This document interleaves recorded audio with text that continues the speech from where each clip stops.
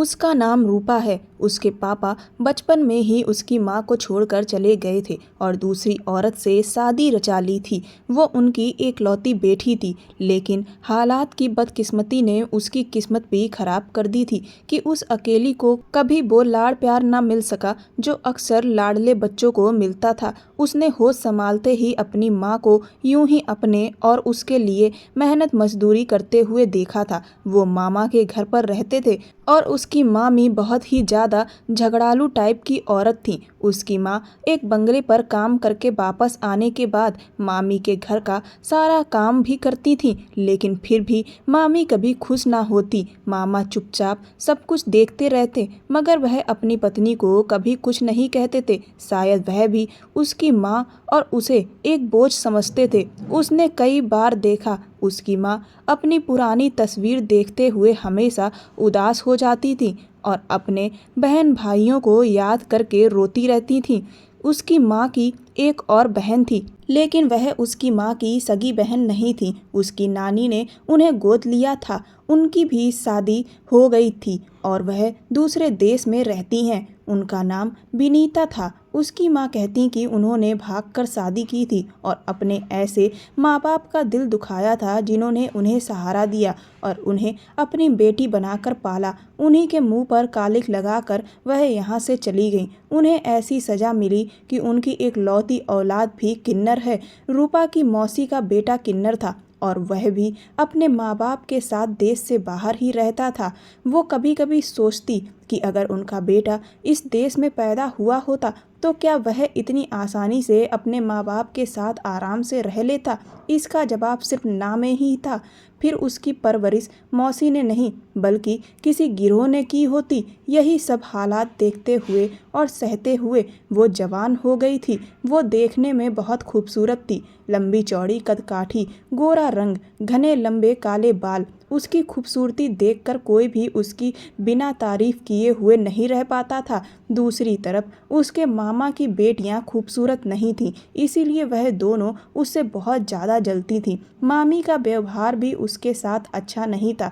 वह अक्सर उसकी माँ से कहती कि अपनी बेटी पर नज़र रखा करो, कहीं यह भी अपने बाप और अपनी मौसी के नक्शे कदम पर ना चलने लगे। उसे मामी की बातें सुनकर दिल से बहुत अफसोस होता था कि ना जाने क्यों वह उसके लिए इतनी नफरत अपने दिल में रखती हैं, जबकि वो लोग तो उनका बुरा भी नहीं सोचते। एक दिन उसकी सालगिरह पर मामी की दोनों बेटियां उससे कहने लगीं कि आज हम तुम्हें घर से बाहर घुमाने फिराने ले जाएंगे, लेकिन यह बात हमने अपनी माँ को नहीं बताई है, इसीलिए तुम भी अपनी माँ को मत बताना, क्योंकि अगर उन लोगों को पता चल गया तो वो लोग तो हमें कहीं जाने ही नहीं देंगे। वो घूमने फिरने की शौकीन थी। वो उन लोगों की बातों में आ गई और अपनी माँ से झूठ कह दिया कि ट्यूशन वाली मैडम से वो कुछ सवाल पूछ कर आती है, क्योंकि कल उसका टेस्ट है और उसे कुछ सवाल समझ में नहीं आ रहे हैं। उसकी माँ उसे पढ़ा लिखा कर अफसर बनाना चाहती थी।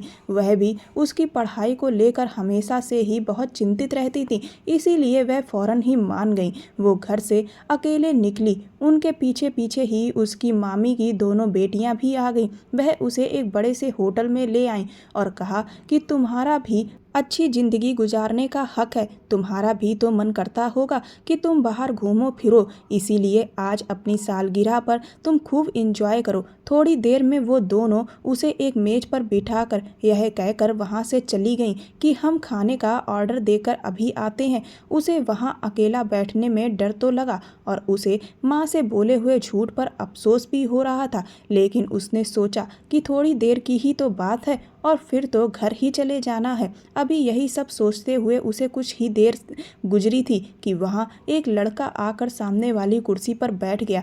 वो उसकी तरफ देखकर मुस्कुराते हुए उसका नाम पूछने लगा तो वो डर गई और इधर उधर अपने मामा की बेटियों की तलाश में देखने लगी, लेकिन वो दोनों तो उसे कहीं भी दिखाई नहीं दे रही थी। उससे अब और इंतजार नहीं हो रहा था। वो जल्दी से खुद ही उठकर घर की तरफ चल दी, क्योंकि उसे अब यहाँ बैठना ठीक नहीं लग लग रहा था।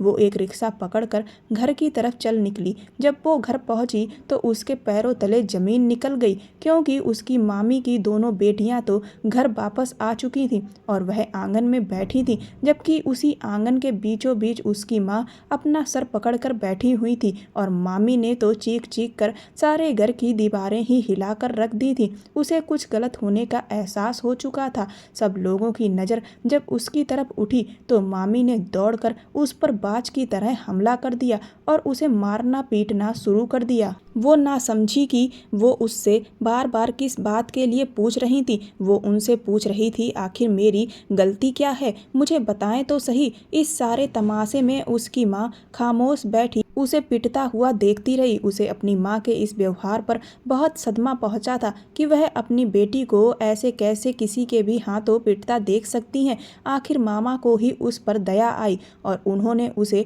मामी के चंगल से आज़ादी दिलवाई और उससे पूछा कि तुम अकेले कहाँ गई थी। तो उसने जो भी बात थी वो साफ साफ बता दी। उसने कहा कि आप इन दोनों से ही पूछ लो, लेकिन वो दोनों तो इस बात पर साफ मुकर गईं। कहने लगी, ये झूठा इल्ज़ाम लगा रही है। तो उसने कहा कि मैं क्यों इल्ज़ाम लगाऊंगी, जबकि हम तीनों साथ गए थे। तो फिर उसके मामा की बेटी ने आगे बढ़कर अपना फ़ोन निकालकर सबके सामने उसे झूठा साबित कर दिया। उसके मोबाइल पर नज़र पड़ते ही उसका तो खून सूख गया और वो थर थर काँपने लगी, क्योंकि उसके फ़ोन में तो उसी लड़के के साथ उसकी तस्वीर मौजूद थी जो होटल में उसके पास आकर अचानक से बैठ गया था। उसकी मामी की बेटी ने सबको बताया कि हमारा कोचिंग सेंटर इसी होटल के पास है और वापसी पर यह सब हमने खुद अपनी आंखों से देखा। अब तो मामी ने रूपा और उसकी माँ को सुनाने में कोई कसर नहीं छोड़ी और मामा भी उनका एक शब्द नहीं सुन रहे थे। उसने सबको रो रो कर सच्चाई बताने की कोशिश की, लेकिन किसी ने भी उसकी एक नहीं सुनी, बल्कि मामी ने तो उन्हें घर से निकल जाने का ही फरमान दे दिया। तब से जो उसकी माँ खामोश बैठी थी वो उठ खड़ी हुई। उन्होंने उसका हाथ पकड़ा और बस इतना कहा कि चलो मेरे साथ, अब इस घर में हमारा दाना पानी खत्म हो गया है। उसने माँ के पांव पकड़ लिए और कहा कि यह सब मेरी वजह से हुआ है। आप मुझे किसी अनाथ आश्रम में छोड़ आएं, खुद को इस उम्र में दर दर की ठोकरें खाने पर मजबूर ना करें। मगर उसकी माँ ने उसकी एक भी ना सुनी और वो मामा का घर छोड़ आए। अब उसकी माँ उसे अपने साथ लेकर ट्रेन में बैठ गई। वो ना जाने कहाँ जा रहे थे, उसे कुछ भी मालूम नहीं था। ये ऐसी मंजिल थी जिसके बारे में उसे नहीं पता था। 2 दिन का सफ़र करके वो लोग ट्रेन से उतर गए और टैक्सी से बैठकर काफ़ी महंगे और खूबसूरत इलाके में आ गए। उन दिनों में उसकी माँ ने उससे कोई भी बात नहीं की थी और बस सफ़र में चुपचाप ही रही थी। उसे अफसोस था कि उसकी माँ को भी उस पर विश्वास नहीं। टैक्सी एक बड़े से गेट पर आकर रुक गई। सामने देखा तो बहुत बड़ा और खूबसूरत घर था। उसे देखकर उसकी तो आंखें फटी की फटी रह गईं। उसकी माँ ने बैल बजाई तो घर के अंदर दरवाजे के साथ बैठे चौकीदार ने दरवाज़ा खोला और वो लोग घर के अंदर चले गए। घर अंदर से तो बाहर से भी ज़्यादा खूबसूरत था। नौकर उन्हें अंदर पहुंचाकर खुद लौट गया और वो आराम से एक खूबसूरत कमरे में बैठ गए। कुछ देर के बाद एक औरत कमरे में दाखिल हुई और उन्होंने बहुत ही महंगी साड़ी पहन रखी थी। उसकी माँ, जो इतने दिन से चुप्पी का लबादा ओढ़े बैठी थी, उनसे हंसकर मिली थी और दोनों आपस में यूं मिली जैसे कितनी गहरी रिश्तेदारी में हो। उसकी माँ ने उसकी तरफ इशारा करके कहा कि यह मेरी बेटी है और वो औरत जल्दी से उसकी तरफ मुड़ी और उसे एकदम से गले लगा लिया। उसकी माँ ने उसे बताया कि यह तुम्हारी मौसी हैं और यह अब अपने देश इंडिया वापस आ गई हैं। उसे ये जानकर बहुत ही हैरानी हुई और साथ ही यह भी सोचने लगी कि उसकी माँ को मौसी का पता कैसे चल गया। क्या दोनों पहले से ही एक दूसरे के संपर्क में थीं? अब वो भी कुछ नॉर्मल हो चुकी थी और अपनी मौसी से खुशी से मिली और बातें की। उसे मौसी के बेटे को देखने की बहुत इच्छा थी, जिसे सब किन्नर कहते थे, लेकिन वह कभी भी घर में नजर नहीं आया। कुछ देर के बाद उसने ज़िंदगी का सबसे टेस्टी खाना खाया। मौसी ने उन लोगों को उनका कमरा दिखाया जहां वो आराम करने वाले थे। वो तो नरम गुदगुदा बिस्तर देखते ही सब कुछ भूल गई और उस पर लेटते ही वो चैन की नींद सो गई। मगर उस रात आधी रात को उसकी माँ ने उसे जगा दिया और कुछ ऐसा कहा कि उसकी आंखें फटी की फटी रह गईं। उसकी माँ ने उससे कहा कि वह जल्द ही उसकी शादी उसकी मौसी के बेटे से करना चाहती हैं। माँ ने उससे कहा कि तुमने मेरा विश्वास तोड़ा है। उसने माँ से कहा कि मैंने आपका विश्वास नहीं तोड़ा, बल्कि आपने मेरा विश्वास नहीं किया। कम से कम अपनी बेटी पर तो विश्वास करती। और मैं आपको चीख चीख कर विश्वास दिलाती रही कि मामा की बेटियां झूठ बोल रही हैं। वह मुझे खुद अपने साथ ले गईं और उस लड़के से मेरा कोई लेना देना नहीं था। वो दोनों मुझे टेबल पर बिठा कर घर वापस आ गई थी और वह लड़का कुछ देर के लिए मेरे पास आकर बैठा था। वो अपनी माँ को विश्वास दिला रही थी कि लेकिन उसकी माँ उसकी एक भी नहीं सुन रही थी। उसे भी गुस्सा आ गया और उसने भी कह दिया कि आपने भी तो झूठ का सहारा लिया है, झूठ बोला है सबसे। आप चोरी छुपे मौसी से मिलती रहीं। उसका इतना कहना था कि उसकी माँ का हाथ उस पर उठ गया। उसे ऐसा लग रहा था कि ये उसकी माँ है ही नहीं जिसे वो जानती थी। ऐसा लग रहा था कि जैसे वो किसी और के ही कंट्रोल में है। रूपा ने फिर से कहा कि आपको मेरी शादी करनी है तो कर दें, मगर मुझ पर इस तरह के इल्ज़ाम ना लगाएं। अपने भाई और उसकी झूठी मक्कार बेटियों की बातों में आकर मुझ पर आप कीचड़ ना उछालें। तब उसकी माँ ने उसके सामने एक शर्त रखकर जो कहा उससे उसके सर पर आसमान गिर गया। उन्होंने कहा कि अगर तुम विनीता के बेटे से शादी कर लो तो मैं तुम्हें माफ़ कर दूंगी, वरना मैं तुम्हें ज़िंदगी भर माफ़ नहीं करूंगी। जाहिर सी बात है कि उनका बेटा किन्नर था और वो उससे शादी कैसे कर सकती थी। उसने अपनी माँ की बात से इनकार कर दिया तो उन्होंने खुलकर कहा कि अगर यह इल्ज़ाम ना भी लगता तो भी मैं तुम्हारी शादी विनीता के बेटे से करने वाली थी। वो तुम्हारी सगी मौसी नहीं है। उनका बेटा मुझे तुम्हारे लिए पहले से ही पसंद था। फिर रूपा की माँ रूपा से बोली, अगर तुम्हारे दिल में अपनी माँ के लिए जरा सी भी हमदर्दी है तो तुम्हें ये शादी करनी ही होगी, नहीं तो तुम अपनी माँ का मरा हुआ मुंह देखोगी। अपनी माँ की इस संगदिली पर उसे बहुत अफसोस हुआ, लेकिन उसके सिवा कोई दूसरा रास्ता उसके पास नहीं था। वो मान गई। अगले दिन उसकी माँ ने विनीता मौसी को भी यह खबर सुनाई कि रूपा शादी के लिए मान गई, तो मौसी भी खुश हो गई और उसकी बार बार नज़र उतारने लगी। लेकिन उसे कहीं ना कहीं ऐसा लग रहा था जैसे मौसी इस शादी से खुश नहीं है। लेकिन खुश तो वो भी नहीं थी और बुझे दिल से वहीं बैठी थी। कुछ देर उसकी माँ और मौसी उठकर अंदर की तरफ चली गईं, जबकि वो वहीं बैठी थी। लेकिन वो भी ज़्यादा देर वहाँ नहीं रही और उठकर उन्हें ढूंढने लगी, क्योंकि उसे कुछ तो गड़बड़ लग रही थी। इतने बड़े घर में उन लोगों को ढूंढना भी उसके लिए मुश्किल था। मगर ढूंढते हुए उसे एक कमरे से खटपट की आवाज़ आ गई। उसने दरवाजे से हल्का झाँक कर देखा तो उसकी मौसी उसकी माँ को नोटों की मोटी मोटी गड्डियाँ दे रही थीं, जिन्हें लेकर उसकी माँ का चेहरा खुशी से चमक रहा था। अब उसे समझ आया था, मौसी ने उसकी माँ को पैसों का लालच देकर अपने किन्नर बेटे के लिए उसका सौदा कर लिया था और उससे शादी करवा रही थी। मगर अफसोस तो रूपा को अपनी सगी माँ पर था, जिसने उसके साथ इतना बड़ा धोखा किया था। वो वहीं से चुपचाप लौट आई। जब उसकी माँ पास आई तो उसने भी मुंह मोड़ लिया और कहा कि मैं आपका लालच देख चुकी हूँ कि आप मेरा सौदा कर चुकी हैं। तब उसकी माँ ने अपने दुखड़े सुनाने शुरू कर दिए और कहने लगी, विनीता बहुत अमीर है,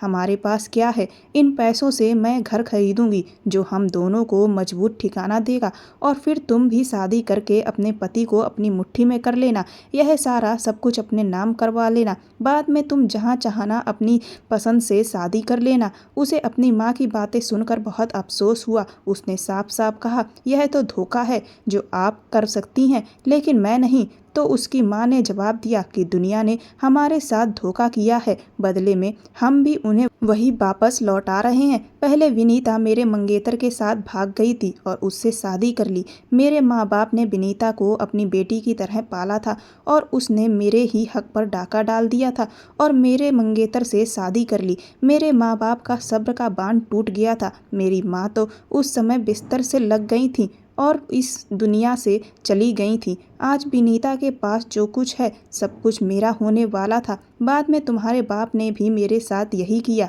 एक उसी का सहारा था, उसने भी कभी हमारा साथ नहीं दिया। अब जिंदगी हमें एक सुनहरा मौका दे रही है, उसे भी पाप के चक्कर में गवा बैठे। उसने अपनी माँ से कहा कि मैं मानती हूँ इन सब लोगों ने गलत किया, लेकिन आप जो कह रही हैं उसके बाद उनमें और हम में क्या अंतर रह जाएगा। लेकिन उसकी माँ उसकी कोई बात सुनने को तैयार नहीं थी। उस रात उसकी माँ उसे वहीं अकेला छोड़कर चली गई। सुबह उठने पर विनीता मौसी का व्यवहार भी बिल्कुल बदल चुका था, क्योंकि उन्होंने उसकी कीमत चुका दी थी। अब वो एक तरह से उनकी गुलाम थी। विनीता मौसी ने उससे कहा कि वह आज उसकी शादी अपने बेटे से करवाएंगी। शादी के लिए वो बिल्कुल भी दिल से राजी नहीं थी, मगर उसकी माँ के लालच ने उसे भी चुप रहने पर मजबूर कर दिया था। और उसी दिन बहुत ही सादगी से रूपा की शादी उनके बेटे बिहान से हो गई। कोई भी मेहमान उसकी शादी में शामिल नहीं हुआ था, और पता नहीं उसकी माँ भी कहाँ चली गई थी। उसकी माँ के लालच पर उसे दिल से बहुत दुख था। रात होते ही उसे उसके पति के कमरे में पहुंचा दिया गया, जहां वो पहले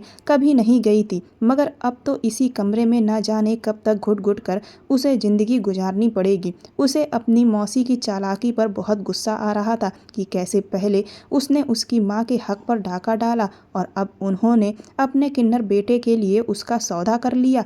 उसने अपने पति को अब तक नहीं देखा था। पता नहीं विनीता मौसी ने उसे अपने बेटे को देखने क्यों नहीं दिया था। फेरों के समय उसके पति के चेहरे पर सहरा पड़ा हुआ रहा। वो चुपचाप बैठी हुई अपने पति का इंतजार कर रही थी कि तभी उसकी निगाह कमरे के दरवाजे की तरफ पड़ी। ठीक उसी समय उसका पति, जो अभी अभी कमरे में आकर खड़ा हुआ था, लेकिन उस सामने खड़े शख्स पर निगाह पड़ते ही उसकी आंखें खुली की खुली रह गईं। वो उससे अपनी निगाहें हटाना ही भूल गई, क्योंकि अंदर आने वाला इंसान बहुत ही हैंडसम था। कहीं से भी देखने में वो किन्नर नहीं लग रहा था, लेकिन हकीकत तो यही थी कि वह अधूरा था। यह सोचने पर उसका दिल फिर दुख से भर गया। वह इंसान उसके पास आकर बैठ गया। उसे विश्वास नहीं हो रहा था कि इतना खूबसूरत मर्द उसका पति हो सकता है। उसने अपनी भरपूर मर्दाना आवाज़ में उसका हाल चाल पूछा, जिसका उसने डरी हुई आवाज़ में जवाब दिया, क्योंकि उस समय वो हैरत के समंदर में गोते खा रही थी।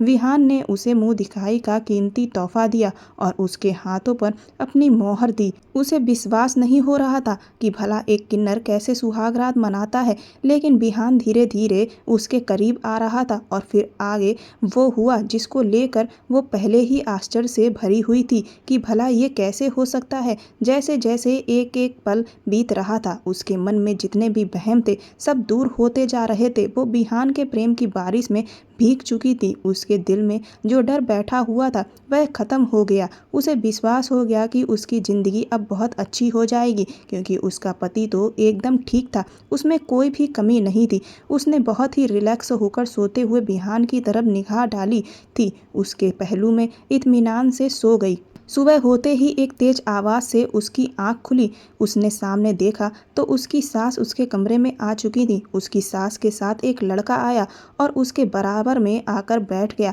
वो उसे देख दूसरी तरफ खिसक गई। आने वाले इस लड़के का अंदाज बिल्कुल वैसा ही था जैसे किन्नर का होता है, जबकि उस वक्त उसका पति तो कमरे में था ही नहीं। रूपा ने पूछा, मम्मी जी यह कौन है? तो उसकी सास ने उसके सर पर हाथ फेरते हुए कहा कि यही तो है तुम्हारा पति। यह रात को अपने दोस्तों के साथ बाहर गया हुआ था, देर से वापस आया तो दूसरे कमरे में सो गया। रूपा कभी अपने पति को देखती तो कभी रात के मंजर को याद करती। उसका दिल चाह रहा था कि अभी जमीन फटे और रूपा उसमें समा जाए, कहीं भागकर चली जाए। वो चाहते हुए भी अपनी सास को कुछ भी नहीं बता पा रही थी कि रात उसके कमरे में कोई और आ गया था, और वो तो उसे अपना सब कुछ सौंप चुकी थी। कितना बड़ा मजाक उसके साथ हुआ था। उसने खुद को संभालते हुए जल्दी से उठकर अपना हुलिया ठीक किया और अपने असली पति को देखा, जो कहीं से भी मर्द नहीं लग रहा था।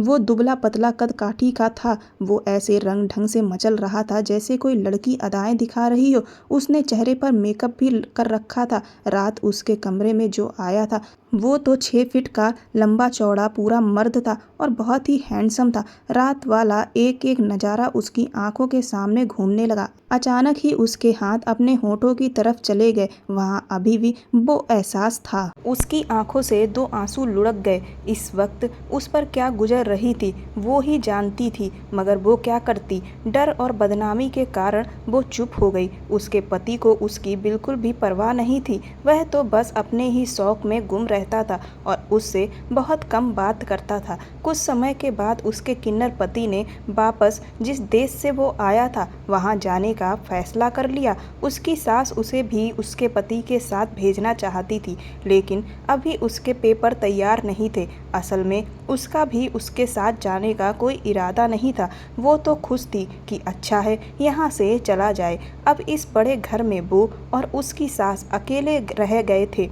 घर में खाली पड़े पड़े क्या करती, इसीलिए अपनी सास के साथ कामों में हाथ बटाने लगी। सबसे पहले किचन की जिम्मेदारी अपने सर पर ले ली। वो रोज़ नए नए पकवान बनाती। उसकी सास अब उससे बहुत खुश रहती थी। वो अपनी सास के साथ बाहर भी जाने लगी थी। उसकी ज़िंदगी में कोई कमी नहीं बची थी, सिर्फ सच्चे प्यार के और एक हमदर्द हम सफ़र के। कभी कभी उसे उस लड़के की बहुत याद आती जो उस रात उसके कमरे में आया था और उसका सब कुछ छीन कर ले गया था, उसका चैन सुकून सब कुछ। मगर उसके बाद उसे वह कहीं भी दिखाई नहीं दिया। उसके लिए हैरानगी की बात यह थी, आखिर उसका मकसद क्या था, वह कौन था। साथ ही उसे अपनी माँ की भी चिंता रहती थी, जिसने कभी पलट कर उसकी खबर नहीं ली थी। एक दिन वो और उसकी सास बाजार गई हुई थी। वापसी पर वो खाना खाने के लिए होटल पर रुक गए। वहाँ उसकी नज़र अचानक उस लड़के पर पड़ गई। जब वो अपनी मामा की बेटियों के साथ होटल आई हुई थी और वह उसके साथ बैठ गया था, यही तो उन सब बातों का जिम्मेदार था। वो तेजी से उसकी तरफ बढ़ी और वह भी उसे पहचान चुका था। उसने उससे पूछा कि बताओ, उस दिन तुम्हारा क्या मकसद था, मेरे पास आकर क्यों बैठे थे। उसने सच बता दिया कि उस दिन उसे यह सब कुछ करने के लिए उसके मामा की बेटियों ने कहा था। उस समय रूपा के दिल से आवाज़ आई, काश उसकी माँ भी यहाँ होती और उसकी बेगुनाही का सबूत वह अपनी आंखों से देख लेती। कैसे उनके अपनों ने उसे उनकी नज़रों से गिराने के लिए सब ड्रामा रचाया था, लेकिन उसे पता था कि उसकी माँ यहाँ पर होती तब भी कुछ नहीं करती, क्योंकि उनकी आंखों पर तो लालच की पट्टी बंध गई थी। जब वो घर वापस आए तो कुछ देर बाद उसकी सास घबराई हुई उसके पास आई और उनकी उड़ी हुई रंगत देखकर उसका दिल किसी अनहोनी का अंदेशा बताने लगा। उन्होंने बताया कि उसकी माँ का एक्सीडेंट हुआ है और वह अस्पताल में है। रूपा अपनी माँ के बारे में सुनकर बहुत ज़्यादा परेशान हो गई और वो जल्दी अस्पताल पहुँची। उसकी माँ ने उससे माफ़ी मांगी। उसने उन्हें माफ़ कर दिया। उसने कहा कि मैं आप जैसी नहीं हूँ, मैं आपका साथ नहीं छोड़ूंगी। उसकी माँ अपनी दोनों टांगें खो चुकी थी। वो अपनी माँ को अपने पास ले आई और दिन रात उनकी सेवा में एक कर दिए। साथ ही इस मुश्किल समय में उसकी सास ने भी उसका भरपूर साथ दिया। एक रात वो अपनी माँ के पास से अपने कमरे में जाने लगी तो उसे घर के पिछले कमरे से कुछ आवाज़ सुनाई दी। उसके कदम खुद ब खुद उस कमरे की तरफ बढ़ गए। उसने देखा कि वहाँ तो उसकी सास के साथ कोई दूसरा भी मौजूद है, जिससे उसकी सास चुपके चुपके कुछ बातें कर रही थी। वो देखने की कोशिश करने लगी, लेकिन उसे सामने वाला इंसान पहचान में नहीं आ रहा था। तो थोड़ी देर बाद वो इंसान खिड़की से चला गया। उसे अपनी सास पर शक होने लगा था और उसने उन पर नज़र रखना शुरू कर दिया था। उसे लग रहा था कि जैसे उसके साथ कोई नया खेल खेला जा रहा है। अगले दिन उसने अपनी सास पर पूरी नज़र रखी हुई थी और फिर उसी जगह पर आधी रात को अपनी सास को उसने फिर से जाते हुए देखा तो वो भी पीछे पीछे चली गई और उस कमरे में उसकी सास किसी इंसान के साथ खड़ी बातें कर रही थी और उस इंसान पर नज़र पड़ते ही उसकी आंखें फटी की फटी रह गईं। वो कोई और नहीं बल्कि वही लड़का था जो शादी की पहली रात उसके कमरे में आया था। तो इसका मतलब उसकी सास उस लड़के को पहले से जानती थी और उसके साथ धोखा कर रही थी। हालांकि रूपा ने अपनी सास को माँ जैसा ही समझा और दिन रात उनकी सेवा की थी। रूपा ने अगले दिन अपनी माँ को सब कुछ बता दिया। उसकी माँ को इस सारे मामले से कुछ पता नहीं था। उसने अपनी माँ को बताया कि तुम्हारे लालच ने हमें इन हालातों में लाकर फेंक दिया है। मेरी ज़िंदगी बर्बाद हो गई है। ज़रूर मेरी सास का इरादा होगा कि उनका किन्नर बेटा तो औलाद पैदा कर नहीं सकता, तो उन्होंने शादी की पहली रात मेरे कमरे में किसी और को भेज दिया ताकि उन्हें उनके ख़ानदान का चश्मो चिराग मिल सके। उसकी आंखों से आंसू बह रहे थे, मगर अब वो चुप नहीं बैठने वाली थी। वो यह सारी हकीकत सबके सामने लेकर आएगी। अगले दिन वो उसी कमरे में जाकर बैठ गई थी जिस कमरे में वो लड़का और उसकी सास मिला करते थे। अभी उसे बैठे कुछ देर हुई थी, तभी दरवाज़ा खोलकर वही लड़का अंदर आया और उस पर नज़र पड़ते ही वो एकदम बुत बन गया। उसने उस लड़के से कहा कि तुम कौन हो और इस घर से तुम्हारा क्या रिश्ता है। पहले तो वह उसे देखकर थोड़ा घबरा गया, लेकिन उसके चेहरे पर एक पल के बाद मुस्कुराहट आ गई थी। वो उसकी तरफ बढ़ रहा था और उसके पास आते ही उसने उसे पहलू में लिया। उसने उसे धक्का दिया। उसने कहा, उस रात तो तुमने धोखे से मेरा फ़ायदा उठाया था, लेकिन आज तुम ऐसा कुछ भी नहीं कर पाओगे। अगर तुमने मुझे हाथ लगाने की कोशिश भी की तो मैं तुम्हारी जान ले लूँगी। अभी शब्द उसके मुंह में ही थे कि उसने उसकी जुबान बंद कर दी और तो वो दंग रह गई। फिर वो बोला कि अब खामोश हो जाओ, तुम मेरी ज़िंदगी हो, क्योंकि मैं तुमसे बहुत मोहब्बत करता हूँ। तुम्हारे बिना रहने के बारे में मैं सोच भी नहीं सकता। वो भी उसके पहलू में होश खोने लगी, लेकिन अगले ही पल उसने खुद को संभाल लिया, क्योंकि वह उसका पति नहीं था, कोई गैर था। फिर भला वो उसके बारे में ऐसा कैसे सोच सकती थी। रूपा ने उसे धक्का देकर अपने पास से दूर कर दिया। उसकी आंखों से आंसू भर आए थे। उसने उससे कहा, क्यों मेरी ज़िंदगी में चले आए हो, क्यों मेरे जख्म कुरेद रहे हो। उस दिन शादी की पहली रात आकर तुमने मुझे ना जाने कितने सपने दिखाए और मैं भी कितना खुश हो गई थी कि मेरी ज़िंदगी कितनी खूबसूरत है, जो मुझे इतना प्यार करने वाला और हैंडसम पति मिला है। लेकिन मुझे क्या पता था कि मेरी ज़िंदगी तो नरक बनने वाली है। मेरी ज़िंदगी में पति का प्यार नहीं है, बस मेरी ज़िंदगी ऐसे ही बेकार गुजरनी है। वह जल्दी से आगे बढ़ा। उसने रूपा के आंसू साफ कर दिए और कहने लगा, तुम्हारे आंसू देखकर मुझे दुख होता है। मेरे दिल को और ज़्यादा मत दुखाओ। रूपा ने चीख कर कहा, बताओ कौन हो तुम, क्या रिश्ता है तुम्हारा इस घर से। उसने जवाब दिया कि जिसे तुम विनीता मौसी कहती हो, मैं उनका बेटा हूँ। उसे उसकी बात पर विश्वास नहीं हुआ, क्योंकि उसकी सास का तो एक ही बेटा था जो किन्नर था और बदनसीबी से वो उसका पति था। वो अभी उस लड़के से कुछ और पूछने वाली ही थी कि पीछे से उसे उसकी सास की आवाज़ सुनाई दी। उसकी सास शायद पहले ही वहाँ पर आ चुकी थी। बहुत ही सख्त शब्दों में उन्होंने कहा कि हाँ, यही मेरा बेटा है। रूपा के पैरों से ज़मीन निकल गई। उसने उनसे पूछा कि तो फिर वह कौन था जिसे मेरा पति बताते हुए आप उसे मेरे कमरे में लेकर आई थी। फिर उसकी सास ने उसे सारी हकीकत बताई। उसकी सास ने बताया, उनकी माँ और रूपा की नानी आपस में बहुत पक्की सहेली थी। वो 3 साल की थी तब उनके पापा की डेथ हो गई थी।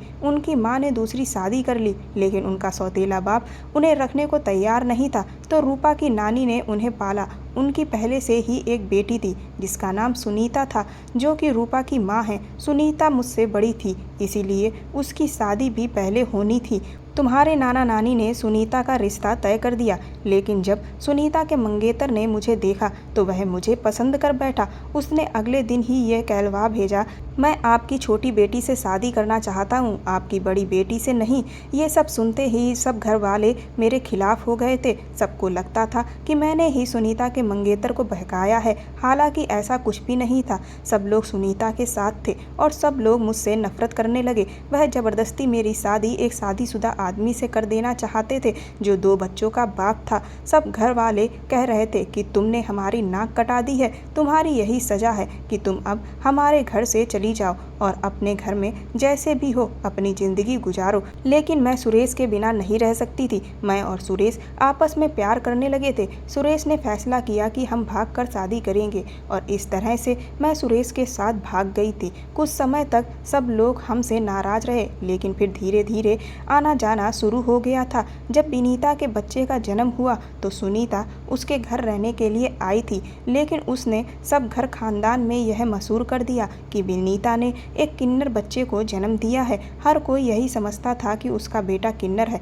अब वो किस किस को विश्वास दिलाती कि उसका बेटा एकदम ठीक है, और फिर लोगों की बातें सुन सुनकर वो और सुरेश तंग आ गए थे। इसीलिए विनीता और सुरेश ने यह देश छोड़ दिया। वो फिर भी अपना दिल बड़ा रखे हुए थी और रूपा की माँ से बातचीत करती रहती थी, जबकि रूपा की माँ तो बदले की आग में जल रही थी। सिर्फ रूपा की माँ को यह सच्चाई पता थी कि उनका बेटा एकदम ठीक है। इसीलिए तो रूपा की माँ ने रूपा का रिश्ता उनके बेटे से तय कर दिया था, लेकिन इसके बदले में उसने 50 लाख की मोटी रकम उनसे मांगी थी। वो भी मजबूर थी, क्योंकि उनका बेटा रूपा को देखते ही उससे मोहब्बत कर बैठा था। उसने जिद लगा रखी थी कि वो शादी करेगा तो रूपा से ही करेगा। वो बहुत ज़्यादा परेशान रहने लगी थी, और फिर जब रूपा की माँ ने उनके सामने शर्त रखी तो फिर वो मान गई। लेकिन उनका मन इस शादी को करने का बिल्कुल भी नहीं था, क्योंकि जब माँ इतनी लालची है तो बेटी भी लालची होगी, उन्हें ऐसा लगता था। उन्होंने बिहान को समझाया कि पहले रूपा को आजमा लो, वह कैसे नेचर की लड़की है। जिसे उन्होंने रूपा का पति बताया था वह बिहान का एक जानने वाला था। हाँ, विनीता ने उसे रूपा का पति बनाकर उसके सामने खड़ा कर दिया। शादी की पहली रात उनके मना करने के बावजूद भी बिहान तुम्हारे कमरे में चला गया था, क्योंकि वह तुम्हारे लिए बेकरार था। विनीता ने इस शर्त पर शादी की कि पहली रात उसे तुम्हारे पास जाने दिया कि इसके बाद तुम कभी रूपा के सामने नहीं आओगे, तब तक कि वह अपने आजमाइश पर खरी नहीं उतरती। रूपा, मैं देखना चाहती थी कि कहीं तुम भी तो अपनी माँ की तरह चालबाज लालची तो नहीं हो, लेकिन तुम बहुत अच्छी हो। तुमने मेरा भी बहुत ध्यान रखा। मैंने कभी तुम्हारे मन में कोई लालच नहीं देखा। तुम अपने इम्तिहान में पास हो गई हो। रूपा उन लोगों की बातें सुन रही थी और साथ ही साथ उसकी आंखों से आंसू बह रहे थे। उसे अपनी किस्मत पर विश्वास नहीं हो रहा था। उसके पति और उसकी सास उससे माफ़ी मांग रही थी। उसने अपने पति और अपनी सास को माफ़ कर दिया था। उसकी सास उसे और बिहान को कमरे में अकेला छोड़कर बाहर चली गई और फिर वो बेकरार हो गए। इस बार उसने भी इनकार नहीं किया। अब वो अपने पति बिहान के साथ ही रहती है। कुछ समय बाद रूपा की माँ इस दुनिया से चली गई। उसे खुशी इस बात की है कि जाते जाते उन्हें अपनी गलती को सुधारने और माफ़ी मांगने का मौका इस दुनिया में ही मिल गया था। उन्होंने उसकी सास से माफ़ी मांग ली थी। उसकी सास ने भी उन्हें माफ़ कर दिया था। दोस्तों, कभी कभी इंसान बदले की भावना में अंधा हो जाता है और कईयों की ज़िंदगी खराब कर देता है। बदला लेने की भावना में इतने अंधे ना हो कि अपनों की ही ज़िंदगी खराब कर दो। कहानी पसंद आई हो तो चैनल को सब्सक्राइब कर वीडियो को लाइक कर दें और वीडियो को ज़्यादा से ज़्यादा शेयर करें। धन्यवाद।